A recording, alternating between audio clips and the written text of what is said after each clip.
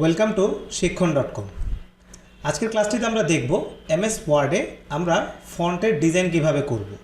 অর্থাৎ একটি টেক্সটকে আমরা বইয়ে লেখার মধ্যে অনেক জায়গায় দেখি যে ডট ডট দিয়ে ফন্টগুলোকে ডিজাইন করা হয়, বিশেষ করে বাচ্চাদের বই অথবা বিভিন্ন খাতার মধ্যে হ্যান্ডরাইটিং ঠিক করার জন্য এরকম ডট ডট দিয়ে ডিজাইন করা হয়। আরেকটি হচ্ছে যে মাঝখানের যে ফিল কালার, সেই ফিল কালার থাকে না, শুধু আউটলাইন কালার দিয়ে বাংলা ফন্টকে ডিজাইন করা হয়। যদিও অনলাইনে অনেক রকম ইংলিশ ফন্ট এরকম পাওয়া যায়, বাংলা ফন্ট পাওয়া যায় কিনা সেটা ঠিক আমার জানা নেই, আমি খুঁজেছি পাইনি। যদি আমরা না পাই তাহলে এটা টেকনিক্যালি কিভাবে কাজ করব, এমএস ওয়ার্ডে এই ডিজাইনগুলোকে কিভাবে তৈরি করব। আপনি যদি এখনও আমাদের ফোরাম সম্বন্ধে না জেনে থাকেন তাহলে হচ্ছে forum.sikkhon.com এখনই ভিজিট করুন। forum.sikkhon.com হচ্ছে যে আপনার কাজের যে কোনো প্রবলেমের সলিউশন করার জন্য আমাদের একটি ফোরাম সাইট। আপনি আপনার প্রবলেম নিয়ে সময় নষ্ট না করে আজই আমাদের ফোরামে চলে যান, সাইন আপ করে আপনার প্রবলেমটি আপলোড করুন। তাহলে চলুন আজকের ক্লাসটি শুরু করা যাক। শুরুতেই আমরা স্ক্রিনের ডকুমেন্টসটিকে লক্ষ্য করি। এখানে লক্ষ্য করি দুই টাইপের ফন্ট স্টাইল দেয়া আছে, অর্থাৎ এটা ফন্ট স্টাইল না, ফন্টকে এভাবে ডিজাইন করা হয়েছে। তো আমরা ম্যাক্সিমাম সময় বাচ্চাদের বই বা খাতায় এরকম ডিজাইন দেখব যে এরকম হাত টেনে কাজ করার জন্য একটি স্টাইল করা হয়।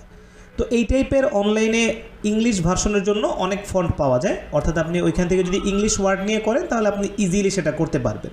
কিন্তু আপনি যদি ফন্ট খুঁজে না পান তাহলে আপনি কি করবেন? এর আগের একটি ক্লাসেও আমি বলেছিলাম এবং আমাদের অন্যান্য কোর্সে আমি বারবার বলেছি যে যখন আমরা কোনো কাজ দেখব বা কোনো ডিজাইন দেখব, এটা একটু টেকনিক্যালি করার চেষ্টা করব, কারণ অনেক রকম টুল থাকে একটা সফটওয়্যারের মধ্যে। আপনি যদি রেডিমেড না পান তাহলে আপনি একটু ট্রিক্স খাটিয়ে চিন্তা করবেন যে এটা কীভাবে করা যেতে পারে। ফর এক্সাম্পল, এই ফন্টটি যখন আমি কোনো ইমেজে দেখলাম, আমাদের এক মেম্বারও কিন্তু প্রশ্ন করেছিল, তো কি দেখলাম যে আমার একটি ফন্ট এভাবে ডট ডট দিয়ে করতে হবে। তো এটা হচ্ছে ইলাস্ট্রেটর বা গ্রাফিক সফটওয়্যারে খুব ইজিলি করা যায়, খুব সহজে আপনি এটা করতে পারবেন। কিন্তু এমএস ওয়ার্ডে যদি আপনি করতে চান তাহলে আমাকে কি করতে হবে? তো এই যে সাইডের বর্ডারটা আমরা দেখছি এটাকে বলা হয় কিন্তু আউটলাইন, মাঝখানের জায়গাটাকে বলা হয় ফিল।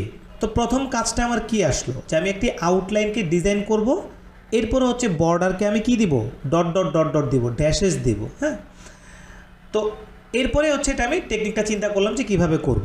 তো চলুন দেখে আসি যে টেকনিকটি কিভাবে ব্যবহার করে আমি হচ্ছে বাংলা ফন্টটিকে এভাবে ডিজাইন করলাম। তো প্রথমে আমরা এগুলোকে কেটে দেই। তো শুরুতেই হচ্ছে যেটা আমাদের বিজয় 52-র একদম বেসিক ফন্ট সূচনী এমজি, আমরা এটা দিয়ে কাজ করব, আমাদের এক্সট্রা কোনো বাংলা ফন্ট প্রয়োজন হবে না। তো প্রথমে আমরা সূচনী এমজি বিজয় 52-কে ওপেন করে নিব। তো শুরুতেই আমি এখানে সরয়টা লিখে নিই। তো সরয়টা লিখে নিলাম, এটাকে আমি আরেকটু বড় করে দিই, 72 করে দেই, অথবা এখান থেকে আরেকটু বাড়িয়ে নিই, আমাদের বুঝতে সুবিধা হবে। তো এখানে হচ্ছে আমি যদি এই আউটলাইনকে ডিজাইন করতে চাই তাহলে আমাকে করতে হবে এই যে ফন্ট স্টাইলের মতো একটি দেখছি না, টেক্সট ইফেক্ট অ্যান্ড টাইপোগ্রাফি। তো এটা যদি এমএস ওয়ার্ডের সব ভার্সনে আপনাদের এইখানে না থাকে তাহলে এটা একটু খুঁজে নেবেন যে এই টেক্সট ডিজাইনিং অপশনটি কোথায় আছে। এক এক ভার্সনে এক এক জায়গায় থাকতে পারে। তো আমরা এখানে ক্লিক করি। তো এখানে ক্লিক করলে প্রথমেই দেখি এখানে অনেকগুলো ইফেক্ট দেখাচ্ছে, অর্থাৎ আমি যদি প্রথমেই এটাকে সিলেক্ট করি তো আমরা লক্ষ্য করি আমরা যে সেকেন্ড স্টাইলটি দেখেছিলাম, অর্থাৎ সাইড বর্ডার থাকবে, ভিতরের যে ফিল কালার সেই ফিল কালারটি থাকবে না, তাহলে কিন্তু আমার এই ডিজাইনটি হয়ে যাচ্ছে। তো এখন এখানে শ্যাডো সহ চলে এসেছে, আমি তো শ্যাডো চাচ্ছিলাম না। তো প্রথমে তাহলে আমি এটাকে নান করে দিই। নান করে দেওয়ার পরে আমরা এখানে আসি, এই যে আউটলাইন আমরা লক্ষ্য করি এখানে একটি অপশন আছে কি আউটলাইন দেওয়া আছে, আউটলাইন দেওয়া আছে ব্ল্যাক। তো আমরা যদি এখন এইটা হচ্ছে ফিল কালার, এই যে এর নিচে কালারটি আমরা দেখছি ফন্ট কালার, আমরা এই ফন্ট কালারটিকে হোয়াইট করে দিই। একটু ভালোভাবে বুঝি এটা কিভাবে হলো। আমি যখন আউটলাইন ব্ল্যাক দিলাম, ফন্ট কালার হোয়াইট দিলাম, আমার ব্যাকগ্রাউন্ড কি হোয়াইট কালার, যার কারণে কি হয়েছে, এটা হোয়াইট কালার হওয়ার কারণে এটাকে খালি দেখাচ্ছে। এখন শ্যাডোটা যেটা এসেছে, প্রথম যে আমরা ইফেক্টটা দিয়েছিলাম এটা হচ্ছে একেবারেই কমনটি চলে যায়নি, তো আমরা শ্যাডোটাকেও নান করে দিই। তো এখন লক্ষ্য করি, এখন যদি আমি আউটলাইনের কালারটিকে আরেকটু হালকা করে দিই তাহলে কিন্তু আমার ডিজাইনটি হয়ে গেল। তো এখানে ট্রিক্সটি কি ইউজ করলাম যে আমার প্রথমে চিন্তা করতে হবে আমি কি কাজটি করতে চাচ্ছি। আমি চাচ্ছি যে আমার আউটলাইনটা শুধু থাকবে। এখন আপনি যে কোনো অক্ষর দিবেন সেটা কিন্তু এভাবে আউটলাইনে হয়ে যাবে। তো সেকেন্ড আরেকটি প্রশ্ন আমাদের মেম্বার করেছিল যে আউটলাইনটা কালার করা যায় কিনা। তো আমরা তো এখন ইজিলি বুঝতে পারছি, আমি যদি আউটলাইন এখান থেকে যে কোনো কালার ইউজ করি, এখানে হোয়াইট বাড়ানো কমানো যাবে। আমি যদি আউটলাইনটাকে একটু মোটা করতে চাই, এখান থেকে মোটা করে দিব, দেন হচ্ছে আমি এখান থেকে আউটলাইনের কালার চাইলে পরিবর্তন করে দিব। ওকে, তো এইভাবে আমরা একটু চিন্তা করে করে কাজ করব। যেহেতু আউটলাইনের এক্সেস আমাদের হাতে চলে এসেছে, আমরা চাইলে এটাকে কালার করতে পারি, বড় ছোট করতে পারি, মোটা করতে পারি, যে কোনো কিছু করতে পারি।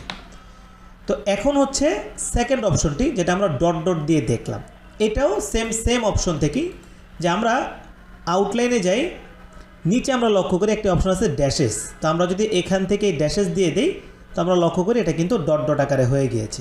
তো এখন যদি আমি অন্য অক্ষরে লিখি, রস্যই লিখি, এটা কিন্তু ডট ডট দিয়ে হয়ে গিয়েছে।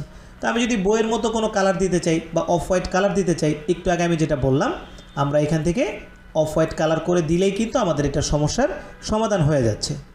তো এইভাবে হচ্ছে আমরা একটু চিন্তা করে করে কাজ করব। যখন কোনো ফাইল দেখব যে এটাকে কিভাবে করা যায়, একটু চিন্তা করে তারপর হচ্ছে আমরা এই কাজগুলোকে করব। এরপরও যদি আমরা আটকে যাই যে কোনো কিছু বুঝতেছি না, তাহলে প্রবলেম নিয়ে বসে না থেকে সরাসরি ভিজিট করব forum.sikhon.com, যেখানে হচ্ছে প্রবলেমটি আপনি সুন্দরভাবে দিয়ে দিবেন সহজ বাংলায়। সেখানে আপনার উত্তরগুলো খুব সুন্দরভাবে আপনি আমাদের এক্সপার্টের মাধ্যমে পেয়ে যাবেন। ধন্যবাদ Sikkhon.com-এর আজকের ক্লাসটির সাথে থাকার জন্য।